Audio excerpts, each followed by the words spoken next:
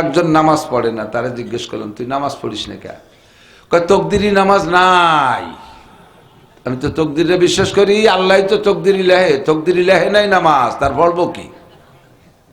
আল্লাহর বিনা হুকুমে গাছের পাতাও নড়ে না। এই যে মদ গাঁজা খাই, আল্লাহর হুকুমেই খাই,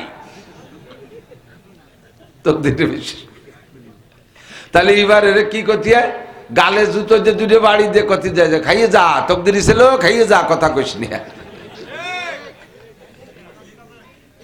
গাজার সময় তকদিরি ছিল, খাইয়ে গেলিয়া।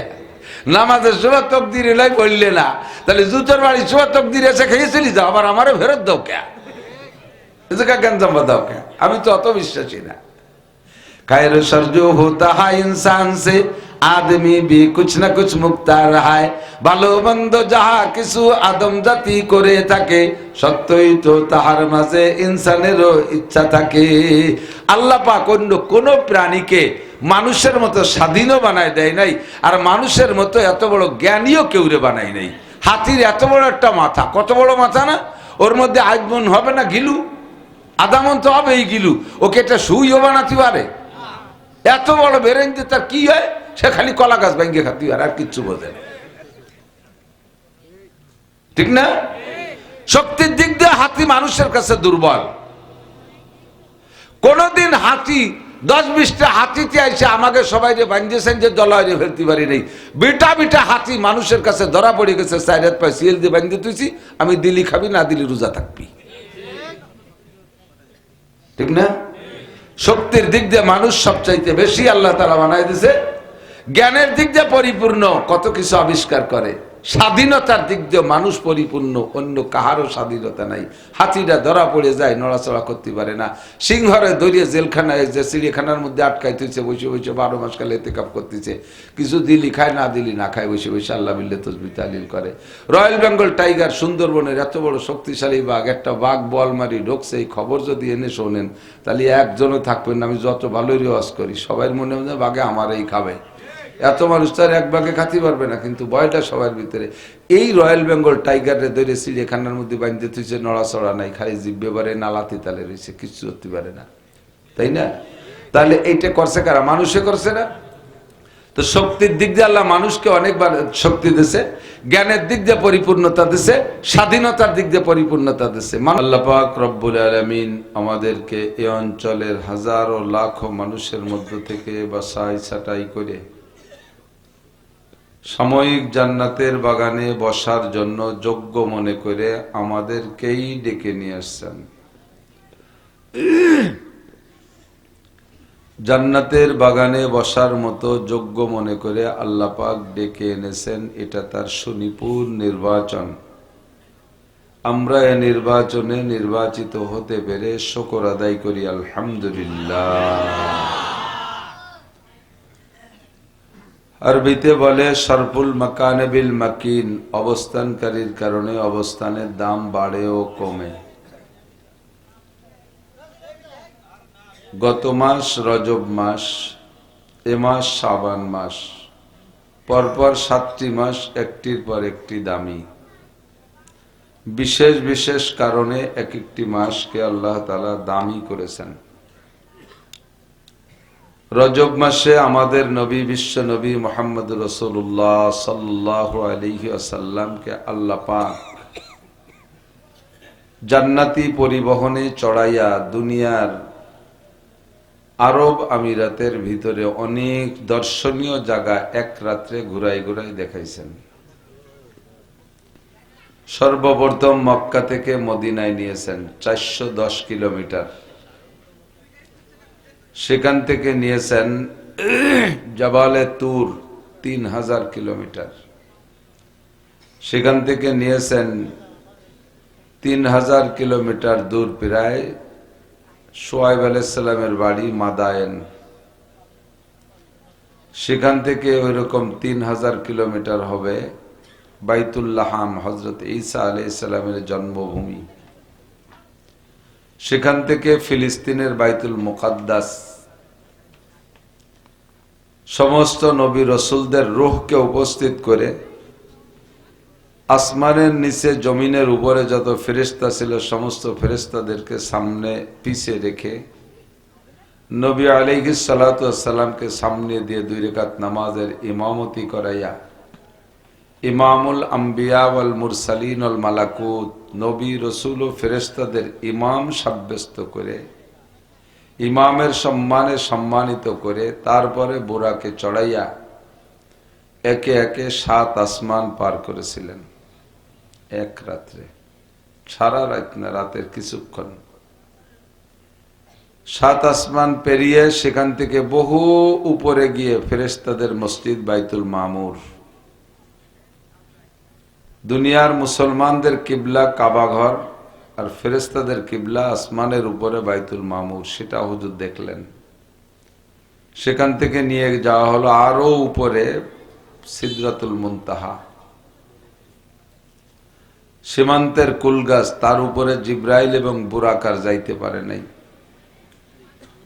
আল্লাহ পাক রব্বুল আলামিন আরশে আজিম থেকে আলাদা একটা পরিবহন পাঠাইলেন, নাম তার রফরফ। রফরফে চড়াইয়া একে টানে আরশে আজিম পর্যন্ত নিয়ে আল্লাহ পাকের সামনে বসার সুযোগ করে দিলেন। বলি সুবহানাল্লাহ।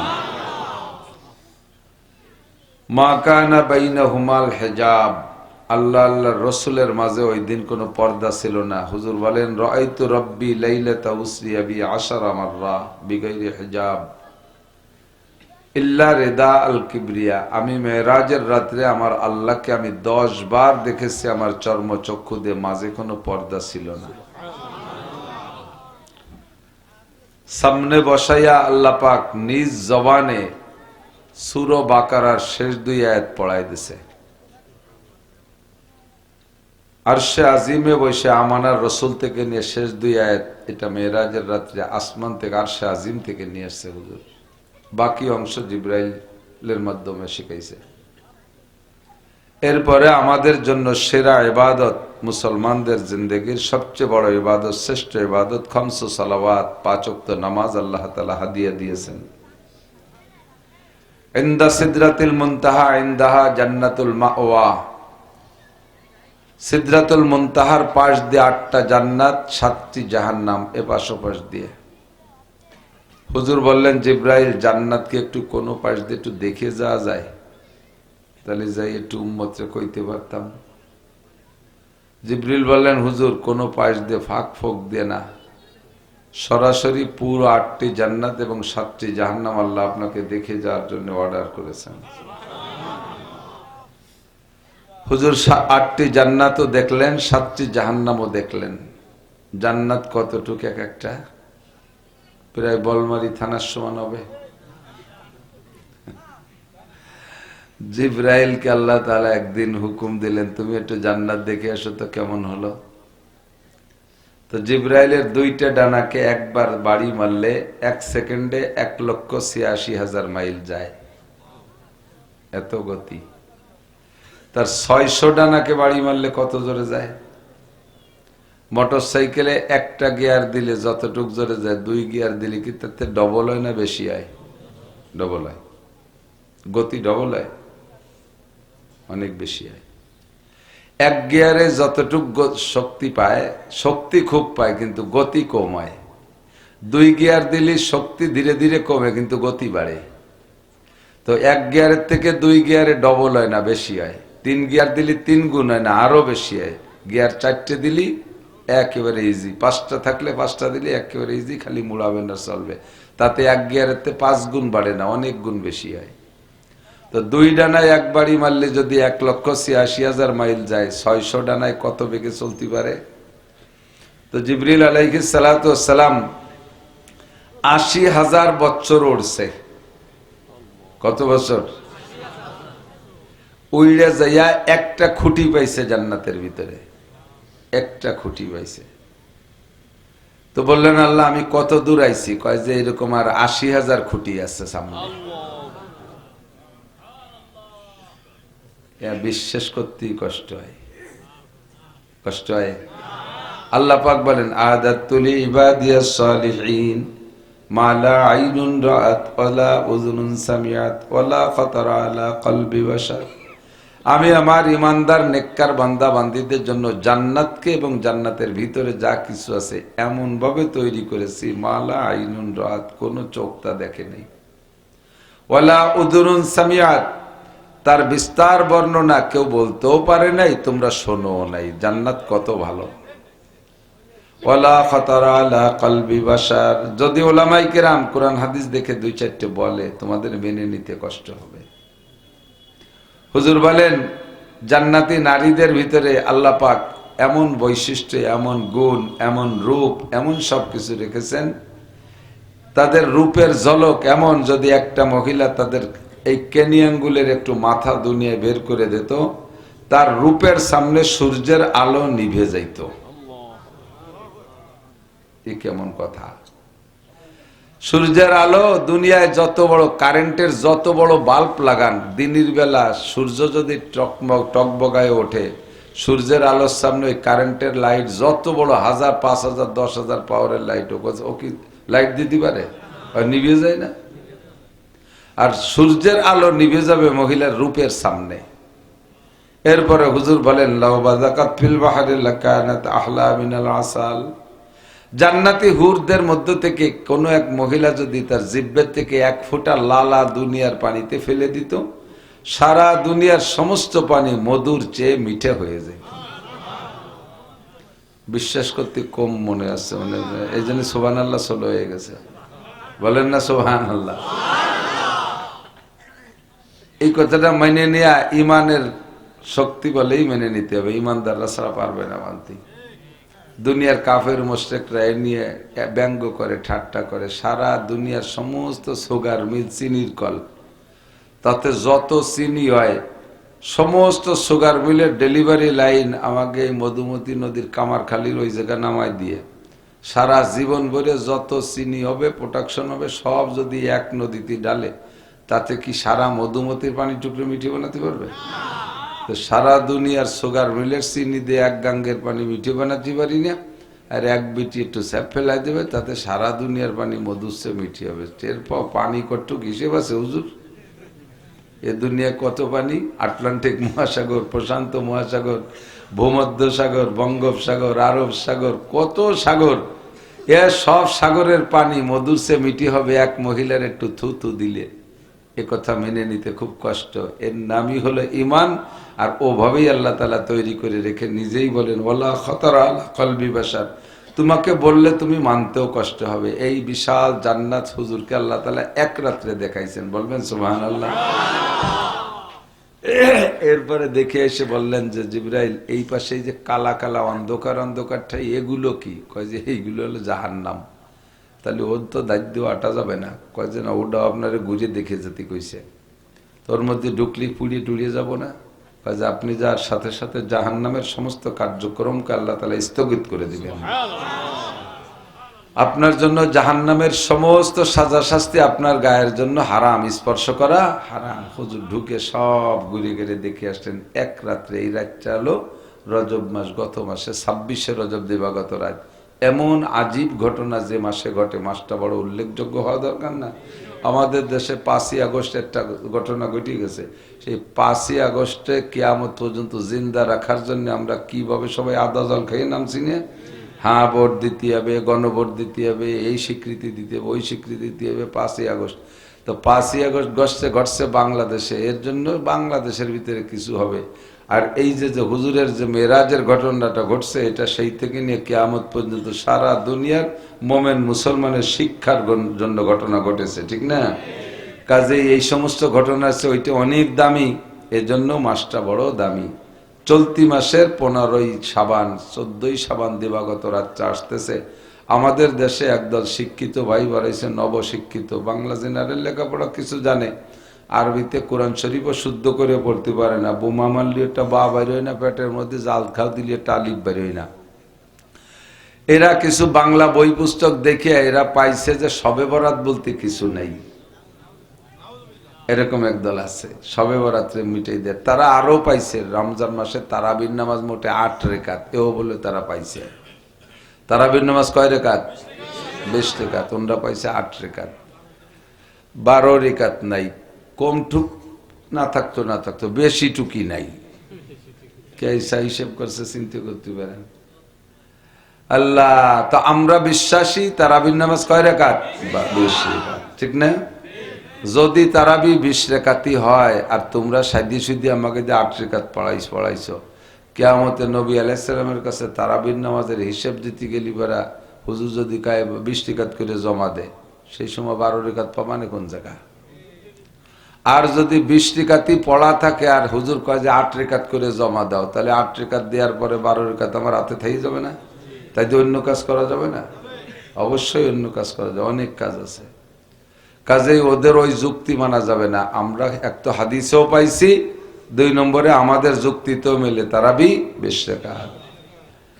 উনরা শবে বরাত পাই নেই, আমরা যে শবে বরাতের আমল করি এই মাসে, এই রাত্রে হাদিসের মধ্যে আছে পরিষ্কার, এই রাত্রে আল্লাহ তাআলা বান্দার গুনাহ মাফ করেন। ওই রাত্রে আল্লাহ তাআলা মানুষের আগামী 1 বছরের ভাগ্য দায়িত্বশীল ফেরেশতাদের হাতে নতুন করে লিখে পার্চা করে দায়িত্ব দিয়ে দেয় যে তুমি একে এইভাবে চালো, একে এইভাবে চালো, এইভাবে করো, অমুক জায়গায় নিয়ে ঠ্যাং ভেঙে দিবা, অমুক জায়গায় নিয়ে মাথা ভাটায় ফেলবা, এইভাবে করবা, তারে রুজি দিবা, রিজিক দিবা, না খায় রাখবা, ইত্যাদি ইত্যাদি সব এই যে সামনে শবে বরাতের পর্যন্ত, গত শবে বরাতের থেকে সব লেখা আছে। এই রাত্রে আল্লাহ তাআলা রিজিক লেখে, এ কথা আমরা বিশ্বাসী, অনেক আগের থেকে আমরা বিশ্বাস করে আসছি না। আল্লাহ এইটা ওনরা খুঁজে পায় না। একটু বলে যাই, ওনরা বলে যে আমরা যেই হাদিসের পর আমল করে শবে বরাতের আমল করি, এই হাদিস জয়ীফ, হাদিস জয়ীফ।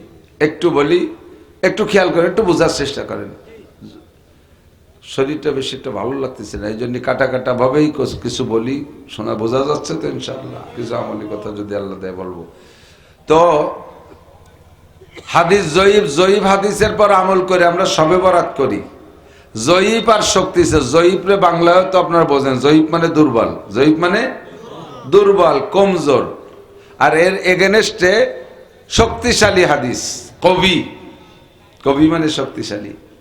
হাদিসের দুর্বলতা আর শক্তি কি একটু বুঝেন। বলনেওয়ালা বর্ণনাকারীর সাথে সম্পৃক্ত এই কথাটা। যেমন একজন আইসা, আপনারা এখানে যারা উদাহরণস্বরূপ উদাহরণের জায়গা রাখেন, আবার অন্য দিক নিয়ে যান না, তাহলে যেমন কথা বলা ভারী রিস্ক হয়ে গেছে, কারণ রাজনীতি অজবরল হয়ে গেছে। এই রাজনীতি সংক্রান্ত কথা একটা আসলে কের গায়ে লেগে গেলি ওরা খেটমেটায় ওঠে। উদাহরণের জন্য বলতেছি। আল্লাহ তৎকালীন সমকালীন যারা যে দলই করেন, সেই দলের বড় নেতা ধরে নেন, যারা আওয়ামী লীগ করে তারা শেখ হাসিনার নেত্রী মানে, তো এই জায়গার ইউনিয়ন চেয়ারম্যান, আওয়ামী লীগের অন্যান্য নেতারা, ছোট ছোট নেতারা এই জায়গায় দিয়ে আছে। একজন ভ্যান চালানোওয়ালা আইসা বলল যে কি ব্যাপার আপনারা যান নাই বলমারি চৌরাস্তায়? কেন বলমারি চৌরাস্তায় যাবো কেন? কয় যে কে প্রধানমন্ত্রী শেখ হাসিনা আসলো। হ্যাঁ বাদ দে, শেখ হাসিনার এলাকায় আসবে আর আমরা জানবো না? তুই কারে দেখতি, তুই শেখ হাসিনার দেখছিস না মমতাজের দেখছিস? তাই ক জাড়ি দিয়ে উড়োই দিছে। ও লোক আর টিকতে পারে নাই, জাড়ি দিয়ে নিজে চোখে দেখিয়ে আসছে শেখ হাসিনারে। ও চলে যাওয়ার পরে এলো মাছ বেচছে জাইলিয়ে। এরপরে একজন ভ্যান চালাই নিয়ে আইছে, ভ্যান চালাই আইসে কয় কি ব্যাপার আপনারা এখনো এই জায়গা? কথা কোন জায়গা যাবো? কয় শেখ হাসিনা ভাষণ দিচ্ছে জান নাই? আরে বাদ দে, আমরা এলাকার আমলিক করে আমাকে না কই বলে শেখ হাসিনা আছে, তুই কি কারে দেখছিস? কিন্তু আগের বার যে জোরে জাড়ি দিয়েছে, এবার সেকেন্ড ম্যান বলার পরে ওই জোরে জাড়ি দেয়নি, কারণ একই কথা আর একজনও কয়। যদিও আগেরজন জাইলিয়ে আর জালিয়ে ডাঙ্গার যাইলি নাকি আর একজন ভ্যান চালাই। 2 নম্বর 3 নম্বর এক মেয়াতর কুদাল গাড়ে সে আইসে করে, আরে ভাইজান পারলেন না দেখতে, এই যে চলে গেল শেখ হাসিনা। এবার সম্পূর্ণ দুর্বল। ঘটনা কি কয় একই কথা, কিন্তু বর্ণনাকারী 3 জন কোন সাইজের, একজন ভ্যান চালানি, একজন মাছ বেচা যাইলি, আর একজন সইপার মেথর। 3 জন কথার দিক দিয়ে ব্যক্তিগত ভাবে খুব দুর্বল। এদের 3 জনের কথা খুব খাচ্ছে না, কিন্তু 3 জনে বলার পরে এই জায়গা যে কয়জন ছিল চেয়ারম্যান মেম্বার সব দুর্বল হয়ে গেছে। এ তাড়াতাড়ি ফোন দিয়েছে আব্দুর রব ভাই ছিল ওই জায়গা, ওনারে ফোন দিয়েছে, কি খবর আব্দুর রব সাহেব? হ্যাঁ এই তো, এই যে কেবল 10 মিনিট কথা বলছে, নেত্রী চলে গেলে, এতক্ষণ ব্যাটি বড়া ধরছে। এখন এই 3 দুর্বল বলছে বিদায় শেখ হাসিনা যে ওই জায়গায় আসছে, খবরটা কইছে 3 দুর্বল। এই 3 জন দুর্বল মানুষ বলার কারণে কি হাসিনা আসার পরও কি আশা হয় নাই? আশা হয় না, কইছে জাইলিয়ে মুসি নাপিত দুপাই ইরা কইছে, এতে কি হাসিনা আসলেও আশা হয় নাকি? আশা হয়েছে কি হয় নাই? আশা হয়েছে কি হয় নাই? সে তো আসছে, অরিজিনালি আসছে, পরে খবর নিয়ে দেখা গেলো আসছেই, যাই দেখা গেল হ্যাঁ আসছে। এখন এই খবরটা যদি ওই তিনজন না, চেয়ারম্যান সাহেব এসে যদি এখানে বলতে আরে কপাল আজ একটা ঘটনা ঘটে গেছে, কেউরে না কয়ে প্রধানমন্ত্রী চলে আসছে, তাহলে চেয়ারম্যান একা করলেই সবাই গ্রহণ করতেন। আর ওদিকে ওই খবরটাই তিনজন দুর্বল মানুষই বলছে বিদায় ঠেলা ঠেলি আসছেন, কিন্তু পরে দেখা গেল সত্যি উনি আসছে। কথা বলেন? জয়ীফ আর কবির পার্থক্য এখানে। কোন হাদিস যদি আবু বকর বলছে যেটা হুজুর বলছে, আর কোনো কথা নাই। হাদিস ওমর বলছে, কোনো কথা নাই। হাদিস আলী বলছে, কোনো কথা নাই। হুজুর বলছে আলী হাদিসটার বর্ণনা করে, উসমান হুজুর বলছেন, আর কের কোনো কথা নাই। আবু হুরায়রা বলছেন, আয়েশা বলছেন, আব্বাস বলছেন, আর কোনো কথা নাই।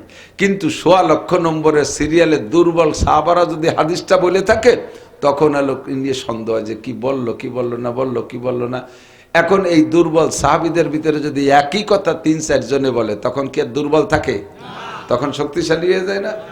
তো তেমনই শবে বরাতের হাদিসটা দুর্বল, ঠিক আছে, বর্ণনাকারী দুর্বল, কিন্তু বর্ণনাকারী দুর্বল, বর্ণনাকারী একাধিক ততাধিক। ৩-৪ জন ৫ জনে বলছে, এবার কি আর দুর্বল আছে? আমরা এবার ৩-৪ জনের বলার পর হাদিসটাকে শক্তি বানাইয়া সেই হাদিসের পর আমল করি। আর শরীয়তের মাসালা হলো, কোন আমলি বিষয় যদি হাদিস আসে তো দুর্বল হাদিসের পর আমল করা জায়েজ আছে। এই রাত্রে আল্লাহ তাআলা আমাদের ভাগ্য লেখেন, দায়িত্বশীল ফেরেশতাদেরকে লিখে লিখে বন্টন করে দিয়ে দেয়, তুমি আব্দুর রূপ রে এইভাবে চালাইবা, নাসির রে এইভাবে চালাবা, আব্দুল খালেক রে এইভাবে চালাবা, এইভাবে এইভাবে দায়িত্ব বন্টন করে দেয়। ওই রাত্রে আল্লাহর কাছে চাইয়া কান্নাকাটি করে আপনার ভাগ্যের পরিবর্তন আপনি ঘটাইতে পারেন। বিষয়টা বুঝতে হবে একটু। আর সে কাছে যেহেতু কয়ে যাই, এদিক টাকা আর তাকদিরু লা ইউরাদ্দু, তকদিরের লেখক কে? আল্লাহ। তকদিরের লেখক কে? আল্লাহ যা লেখেন ভাগ্যে বলা হয় তকদিরকে বিশ্বাস করা ফরজ। আল কদরি খাইরিহি ওয়া শাররিহি মিনাল্লাহি তাআলা, যাহা কিছু ভালো মন্দ হয় সব আল্লাহর পক্ষ থেকে হয়, এই তকদিরকে বিশ্বাস করা ঈমানের অঙ্গ, এটা ফরজ। জি, সবকিছু ফয়সালা কার হাত থেকে আসে? আল্লাহর হাত থেকে আসে। এখন আল্লাহ যাহা লেখেন তাহাই হয়, এ কথার মধ্যে সন্দেহ আছে? আমরা এ ব্যাপারে বলি যে আল্লাহর বিনা হুকুমে গাছের পাতাও নড়ে না, এ কথাও সত্য।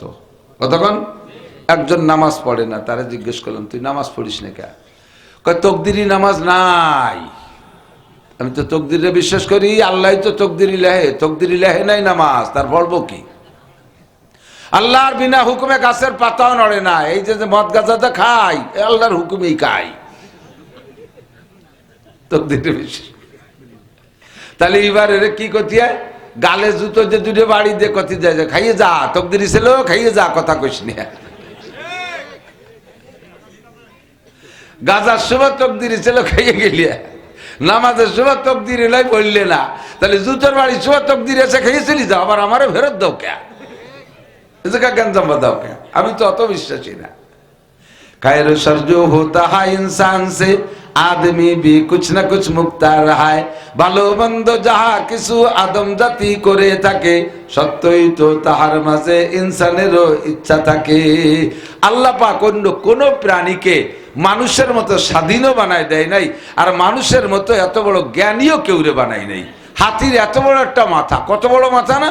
ওর মধ্যে আজমন হবে না গিলু? আদামন তো হবে এই গিলু, ওকে একটা সুইও বানাতে পারে? এত বড় বেরেন যে তার কি হয়? সে খালি কলা গাছ ভেঙে খাতে পারে, আর কিচ্ছু বোঝে না, ঠিক না? শক্তির দিক দিয়ে হাতি মানুষের কাছে দুর্বল। কোনদিন হাতি 10-20টা হাতিতে আইসে আমাকে সবাই যে বাঞ্জেছেন যে জলায় ফেলতে পারি নেই। বিটা বিটা হাতি মানুষের কাছে ধরা পড়ে গেছে, 4 হাত পায়ে সিএল দিয়ে বাঞ্জে তুইছি, আমি দিলি খাবি না দিলি রোজা থাকবি, ঠিক না? শক্তির দিক দিয়ে মানুষ সবচাইতে বেশি আল্লাহ তাআলা বানায় দিয়েছে। জ্ঞানের দিক দিয়ে পরিপূর্ণ, কত কিছু আবিষ্কার করে। স্বাধীনতার দিক দিয়ে মানুষ পরিপূর্ণ, অন্য কাহারও স্বাধীনতা নাই। হাতিরা ধরা পড়ে যায়, নড়াচড়া করতে পারে না। সিংহরে দরিয়ে জেলখানায় যে চিড়িয়াখানার মধ্যে আটকাই তুইছে, বসে বসে 12 মাস কালে এতেকাফ করতেছে। কিছু দিলি খায়, না দিলি না খায়, বসে বসে আল্লাহ বিল্লাহ তসবিহ তাহলিল করে। রয়্যাল বেঙ্গল টাইগার, সুন্দরবনের এত বড় শক্তিশালী বাঘ, একটা বাঘ বল মারি ঢোকছে, এই খবর যদি এনে শোনেন তাহলে একজনও থাকবেন না। আমি যত ভালোই রেওয়াজ করি, সবাই মনে হয় বাঘে আমারই খাবে। এত মানুষ তার এক ভাগে খাতি পারবে না, কিন্তু ভয়টা সবার ভিতরে। এই রয়্যাল বেঙ্গল টাইগারে ধরে চিড়িয়াখানার মধ্যে বাঁধতে তুইছে, নড়াচড়া নাই, খালি জিব্বে পারে, নালাতি তালে রয়েছে, কিচ্ছু করতে পারে না, তাই না? তাহলে এইটা করছে কারা? মানুষে করছে না? তো শক্তির দিক দিয়ে আল্লাহ মানুষকে অনেকবার শক্তি দিছে, জ্ঞানের দিক দিয়ে পরিপূর্ণতা দিছে, স্বাধীনতার দিক দিয়ে পরিপূর্ণতা দিছে।